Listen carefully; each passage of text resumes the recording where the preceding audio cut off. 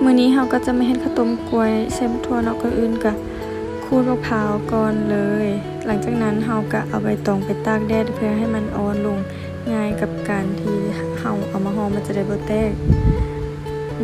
ตากไว้เลยตอนตากก็เหลียวเห็นบักหมอนเอามาชิมเบิ่งโอ้ยส้มแห้งหลังจากนั้นก็เอาใบตองมาเช็ดให้สะอาดเพื่อเกียมไว้ที่จะห่อข้าวต้มของเราเนาะ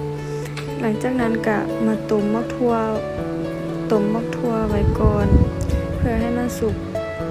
ล้างก่อนเด้อค่อยต้มแช่ไว้ตั้งแต่เมื่อคืนนี้แล้วก็คนข้าวเนาะเอาข้าวไปคนเป็นข้าวเหนียวต้องคนใจเย็นๆเลยอันนี้นะใส่ดอกอัญชันละลืมทายให้เบิ่งอันนี้เขาต้องคนใจเย็นๆคนประมาณกับครึ่งชั่วโมงไปแหละคนไปเรื่อยๆจนกรามขึ้นไปแหละหลังจากนั้นเขาก็มาดังไฟนี่ก็อยากว่าลมแหง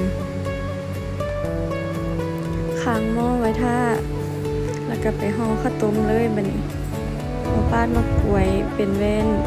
เพื่อที่จะใส่ข้าวต้มของเราเนาะอันนี้มีแม่ใหญ่มีแม่ตู้มาช่วยนำปอกก่อนแล้วก็บิดปาดใส่เป็นแว่นเนาะแล้วก็เมามอยตามภาษา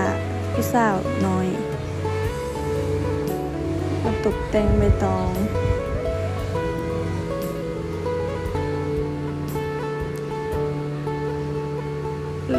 แล้วก็